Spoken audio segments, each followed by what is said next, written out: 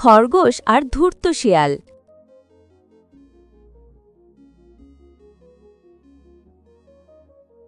এক গভীর জঙ্গলে থাকত এক চঞ্চল খরগোশ, নাম ছিল ঝটপট। আর কাছেই থাকত এক ধূর্ত শিয়াল, নাম টমি। টমি সবসময় খরগোশকে ধরার চেষ্টা করত। আহা, কি মজাদার খরগোশ! একদিন না একদিন তোকে আমি খাবই। হা হা হা, শিয়ালদা, তুমি আমাকে ধরতে পারবে না, আমি খুব দ্রুত দৌড়াই। শিয়ালের ফাঁদ। একদিন শিয়াল নদীর ধারে একটা বড় গর্ত খুঁড়ে রাখল, ওপর দিয়ে পাতা বিছিয়ে দিল যাতে খরগোশ পড়ে যায়। হা হা হা, আজ তো খরগোশ আর পালাতে পারবে না।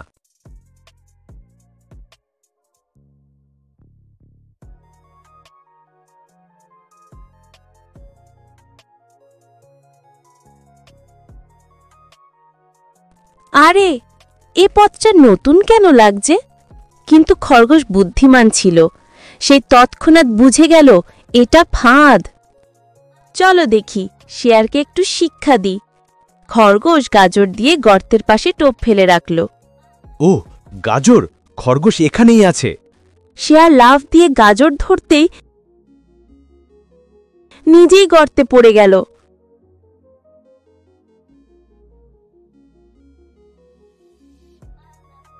আহ, বাঁচাও, আমি ভেসে গেলাম। খরগোশ হাসতে হাসতে বলল, দেখলি টমি, সবসময় ধূর্তামি করলে একদিন নিজেই ফাঁদে পড়তে হয়। হ্যাঁ ঝটপট, আমি ভুল করেছি। এবার থেকে আর কাউকে ধোঁকা দেব না। সেই দিন থেকে শিয়াল আর খরগোশ ভালো বন্ধু হয়ে গেল।